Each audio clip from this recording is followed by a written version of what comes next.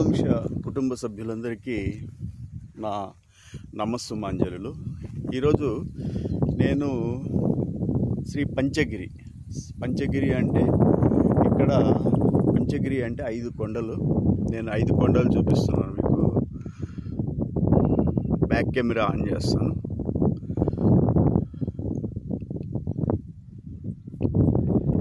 ఐదు కొండలు అంటారు పంచగిరి అంటే. ఈ పంచగిరి మీకు 5 కొండలు ఉంటాయి.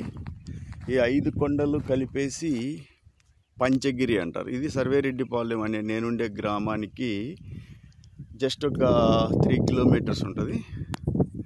బ్యాక్ కెమెరా చూస్తున్నాను, బ్యాక్ కెమెరా ఆన్ కావడం లేదు. Back camera okay, so no problem. అయితే ఈ పంచగిరిలో మీరు వెనక చూడొచ్చు కొండలు. బ్యాక్ కెమెరా ఆన్ కాలేదు కాబట్టి నేను కొండల్ని చూపిస్తున్నాను. ఇవి 5 కన్జిక్యూటివ్గా ఉంటాయి కొండలు. ఒక కొండ తర్వాత ఒక కొండ అట్లా పైకి వచ్చేస్తాం.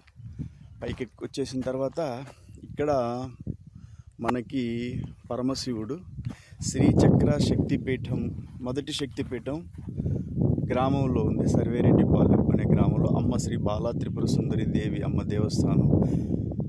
సో రెండో శ్రీచక్ర శక్తిపీఠం ఈ పంచగిరి కొండల మీద శ్రీ కోటి పంచలింగేశ్వర స్వామి ఆలయము అని ఇక్కడ అంటారు. విగ్రహ స్థాపన జరిగింది. గుడి కట్టాలి రాబోయే కాలంలో. ఇక్కడ ఈ క్షేత్రం పుణ్యక్షేత్రంగా వర్ధిల్లుతుంది అని నేను కోరుకుంటున్నాను. ఈ విగ్రహ స్థాపన అప్పుడు నేను సెలవులకు వచ్చినాను ఆర్మీ నుంచి. అప్పుడు ఈ విగ్రహ స్థాపన జరిగేటప్పుడు నేను కూడా నా చెయ్యి వేసాను. ఓకే, సో ఈ ప్లేస్ని శ్రీ కోటి పంచలింగేశ్వర స్వామి అంటారు ఇక్కడ. సో కొంచెం బ్యాక్ కెమెరా ప్రాబ్లం వస్తుంది కాబట్టి నేను దగ్గరికి వెళ్ళి చూపిస్తున్నాను. కోటి పంచలింగేశ్వర స్వామి. ఇక్కడ నేను ఎక్కువ ఇష్టపడతాను ఈ ఏరియా రావడానికి. ఎందుకు అంటే ఇక్కడ మనకి చాలా పీస్ఫుల్గా ఎక్సర్సైజ్ చేసుకోవడానికి, కొండలు ఎక్కడానికి. కొండలు ఎక్కితే ఫిజికల్ ఫిట్నెస్ చాలా బాగుంటుంది. ఇదంతా కూడా మీ అందరికీ కూడా నేను చెప్పేది, ఫిజికల్ ఫిట్నెస్ అనేది వయస్సుతో నిమిత్తం లేకుండా మనం ఫిట్నెస్ ఎప్పుడు కూడా ఉంచుకోవాలి శరీరాన్ని. అదేమంటే సివిల్లో నేనేం చూశాను అంటే వయసు వస్తుందండి, వయసు పెరిగింది, 50-55 అయిపోయింది, నేను ఇంకా 45కే అంటే వెపన్ డౌన్ అంటే 45కే వదిలేస్తారు, అంత కడుపులు వచ్చేస్తాయి.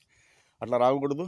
కడుపు అంటే కడుపు లేకుండా చూడండి, కడుపు లేకుండా స్లిమ్గా ఉండాలి అంటే ఫుడ్ మీద చాలా కంట్రోల్ ఉండాలి. రైస్ ఎక్కువ తీసుకోమాకండి, మిల్లెట్స్ తీసుకోండి ఎక్కువగా. మిల్లెట్స్ అంటే జొన్నలు, సజ్జలు, రాగులు అలాంటివి వెళ్ళండి. కార్బోహైడ్రేట్స్ తగ్గించండి. వైట్ షుగర్, తెల్ల బియ్యం కానీ తెల్ల చక్కెర, స్వీట్స్ని ఎక్కువ తినమాకండి. పోతే బెవరేజెస్ అంటే పానీయాలు, కోక్ అని, పెప్సీ, వీటిలో షుగర్ కాంటెంట్ ఎక్కువ ఉంటుంది. పోతే ఎక్కువ బ్రెడ్ అని, జంక్ ఫుడ్ ఎక్కువ తీసుకోమాకండి. ఎక్కువ లిక్విడ్స్ డైట్, ఫ్రూట్స్లో కూడా మీకు షుగర్ కాంటెంట్, ఫ్రక్టోజ్ ఉంటుంది. సో బాడీ మీకు కావాలి, ఫిజికల్ ఫిట్నెస్ ఉండాలి అంటే రెగ్యులర్ ఎక్సర్సైజ్ చేయాలి, మానసికంగా స్ట్రాంగ్గా ఉండాలి, మంచి ఆలోచనలు ఉండాలి, సమాజ శ్రేయస్సు, మానవ శ్రేయస్సు, ఇవి మంచి ఆలోచిస్తూ ఉంటే మీ మనసు ఎప్పుడు ఆనందంగా ఉంటుంది. ఎప్పుడు అసూయ ద్వేషాలతోటి, రాగద్వేషాలతోటి ప్రతి మనిషిని కూడా మీరు ప్రేమించలేకపోయినా హాని మటికి చేయకుండా ఉండండి, సంతోషంగా ఉండండి, ఒకరు సహాయపడండి. ఎప్పుడు నేను ఈ కొండ మీదకి వస్తూ ఉంటాను. ఇక్కడ నుంచి ఒంగోలు, మీరు మహానగరం ఒంగోలు. బ్యాక్ కెమెరా ఆన్ అయితే బాగుండేది, ఏమవుతుంది బ్యాక్ కెమెరాకి. సరే, ఒంగోలు మహానగరం ఇక్కడి నుంచి కనిపిస్తూ ఉంది, కానీ నేను బ్యాక్లో నుంచి చూపించాల్సి వస్తుంది. ఒంగోలు మహానగరం కనిపిస్తుందా? కనిపించడం లేదు. సరే, బ్యాక్ కెమెరాకి ప్రాబ్లం. So no issue. మనం ఏం చేద్దాము అంటే ఈరోజు ఇక్కడ ఎందుకు వచ్చాను అంటే మీకు జ్యోతిష్యం గురించి ఒక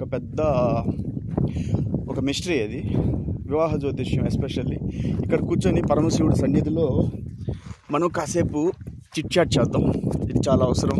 ఎందుకంటే మహానుభావుడు, నేను ఎక్కువగా పూజించే అనంతకోటి బ్రహ్మాండ నాయకి, జగజ్జనని ఆదిశక్తి అమ్మ. సో అమ్మ మూల ప్రకృతి అంటే జగన్నాటక సూత్రధారి భోళాశంకరుడు.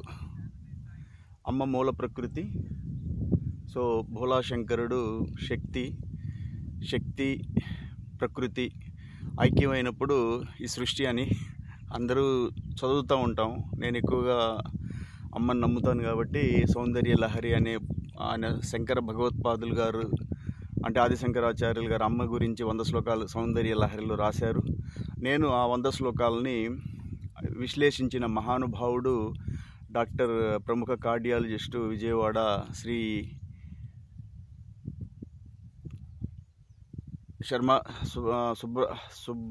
సుబ్రహ్మణ్యం శర్మ. నేను పూర్తి పేరు టీవీఏఎస్ శర్మ గారు. సారీ, నేను ఆయన పేరు గుర్తుపెట్టలేదు, మన్నించండి. టీవీఏఎస్ శర్మ గారు,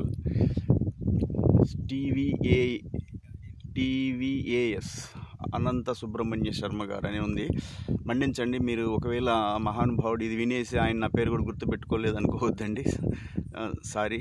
ఓకే, నేను మీరు రాసిన సౌందర్య లహరిలోని 100 శ్లోకాలు తప్పనిసరిగా నేను బాగా చదివి తప్పులు లేకుండా కూడా నేను యూట్యూబ్లో పెడతాను.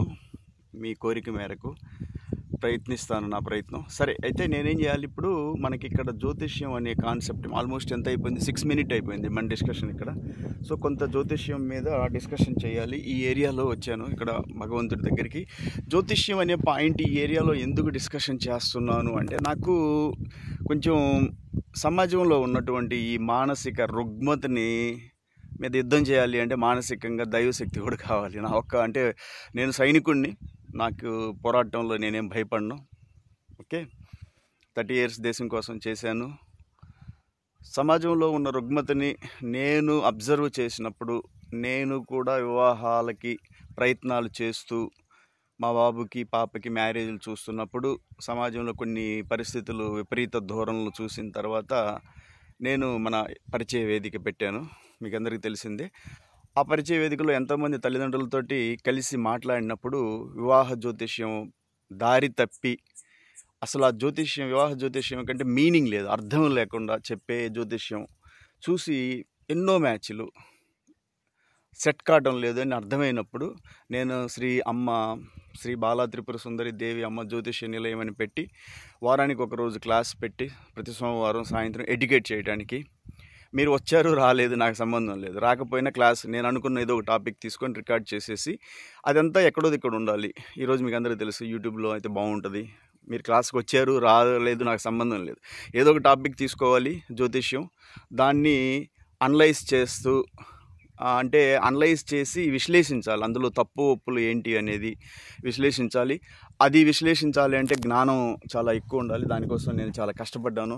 వేదిక జ్యోతిష్యం చదివాను, కృష్ణమూర్తి పద్ధతులు చదివాను, వెస్ట్రన్ ఆస్ట్రాలజీ ఇవన్నీ చదివిన తర్వాత నాకు సొసైటీలో వీళ్ళు చెప్పే జ్యోతిష్యం మరీ దారుణంగా ఉంది. ఎందుకంటే ఒక సిల్లీగా ఉందండి, అంటే బేస్లెస్, రీజన్ లేదు, దానికి ఏదో పిట్టకథలు చెప్పినట్టే ఉందన్నమాట.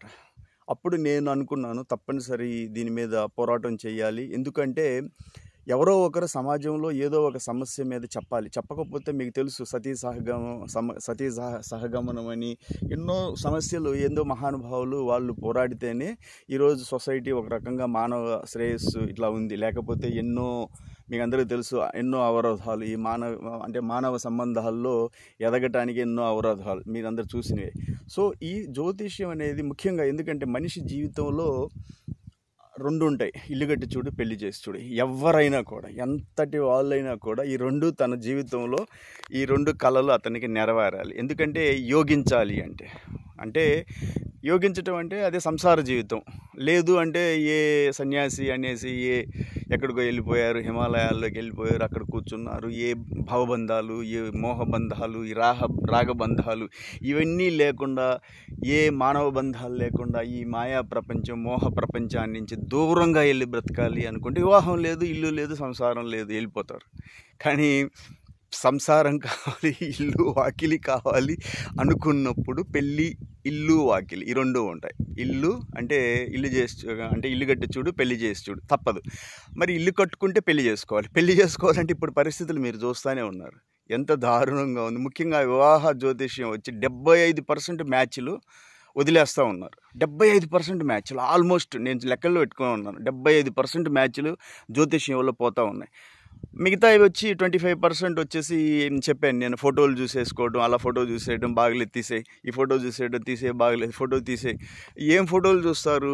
ఒరిజినల్గా చూడండి, వధువుని అంటే ఫేస్ టు ఫేస్ చూడండి, లేదు అంటే మీకు ఆన్లైన్లో వీడియో కాల్ చేసుకొని చూడండి, ఇంకొంచెం ఫోటోలు అడిగి తీసుకోండి, ఇంకేదన్నా అడిగి అంటే ఇంకో కొత్త ఫోటోలు ఇవ్వండి అనండి, అట్లా చేసుకోండి. అంతేగాని ఫోటోలు చూసి తీసేయటం అనేది నా దృష్టిలో మంచి పద్ధతి కాదు. రెండోది వచ్చేసి వివాహంలో ఎక్కువ పోతుంది ఎక్కడంటే ఓవర్ ఎక్స్పెక్టేషన్స్. అంటే ఇచ్చిపుచ్చుకునే దగ్గర ఎక్కువ అడగటం, మీ అంత తాహత లేదు మీకు. ₹1,00,00,000 ఆస్తులు కూడా ఉండవు, మాకు 2 కోట్లు కావాలి, ఇన్ క్యాష్ 20 lakhs కావాలంట. నాకు మొన్న ఈ మధ్య తెలిసి ఆశ్చర్యపోయాను. అతనికి ఫోన్ చేస్తుంటే ఫోన్ అలిగారు నా మీద. అంటే నేను కౌన్సిలింగ్ చేశాను, ఎందుకంటే 20 lakhs క్యాష్ మీకు, అది మేము పెద్దగా భారీగా పెళ్లి చేయాలండి. భారీగా పెళ్లి చేయాలంటే మీ డబ్బులు ఖర్చు పెట్టుకోండి, వాళ్ళ అమ్మాయి డబ్బులు ఎందుకు ఖర్చు పెట్టుకుంటారు? పాపం అమ్మాయికి స్త్రీధనం తండ్రి ఆస్తిలో వాటాగా ఇస్తారు, హక్కుగా ఇస్తారు. అది మీరు తీసి ఖర్చు పెట్టేస్తే ఆర్భాటాలుగా మేము చూడు ఈ ఊరికి మేమే జమీందారులు అంటే మీరు పెళ్ళిళ్ళు చేసేస్తారు. ఆ డబ్బులు అమ్మాయి కదా, మీ డబ్బులు మీరు ఎందుకు సంపాదించలేదు? పెళ్లి చేసుకోవాలి, అంటే మొత్తానికి చూపించాలి ప్రపంచానికంతా మేము పెద్ద రాజాది రాజులమి, వీరాది వీరులమి, బ్రహ్మాండంగా చేయాలి పెళ్ళి అంటే మీరు సంపాదించిన డబ్బులు పెట్టి ఖర్చు పెట్టండి. వాళ్ళ ఆడపిల్ల డబ్బులు పాపం కట్నంగా ఇస్తున్నారు అంటే మీరు డిమాండ్ చేయండి, 25 లక్షలు కావాలండి మాకు. 25 లక్షలు ఎక్కడ తెస్తారు? ఆస్తుల రూపంలో ఇస్తారు. అంటే చూడండి, మీకు 2 మగపిల్లలు అనేసి కొంచెం తప్పుగా చాలామంది ఏంటంటే 2 మగపిల్లలు కాబట్టి ఆడపిల్లలు ఉన్నారనే ఆ కష్టం మీకు తెలియడం లేదు. తెలుసుకోండి, సమాజంలో మీకు ఆడపిల్లలు లేకపోయినా 2 అబ్బాయిలైనా అక్క ఉంటుంది, చెల్లి ఉంటుంది, తల్లి ఉంటుంది, మన కజిన్ ఉంటుంది, అక్క చెల్లెళ్ళు, పెదనాన్న పిల్లలు, చిన్నాన్న పిల్లలు అనేసి. మీకు మగపిల్లలు ఉన్నారు, ఆడపిల్లలు లేరనే ఒక అహంకారం, అది తప్పు అవుతుంది. నాకు 20 లక్షలు నా నోటీస్కి వచ్చాయి, 2 కేసులు వచ్చాయి అట్లాగా. 20 లక్షలు క్యాష్ ఇస్తేనే మేము పెళ్లి చేసుకుంటాం, మిగతా ఆస్తులు ఇవ్వాల్సింది 1.5 కోటి 2 కోట్లు ఇవ్వాలి. మీకు ఎంత ఉందంటే మాకేం ₹1,00,00,000 కూడా లేవు. ఇల్లు ఎలా ఉంది సార్ అంటే ఉన్నాము, జనరల్గా ఒక ఇల్లు ఉంది. లేకపోతే నేను అడిగితే నువ్వు మొన్న అతను వచ్చాడు, అతను అడుగు నేను ఎలాంటిదో, నా ఇల్లు ఎలా ఉంటుందో, నేను ఎలా బతుకుతున్నాను మీరు చెప్పాలి. వాళ్ళు ఎందుకు చెప్తారు? అమ్మాయి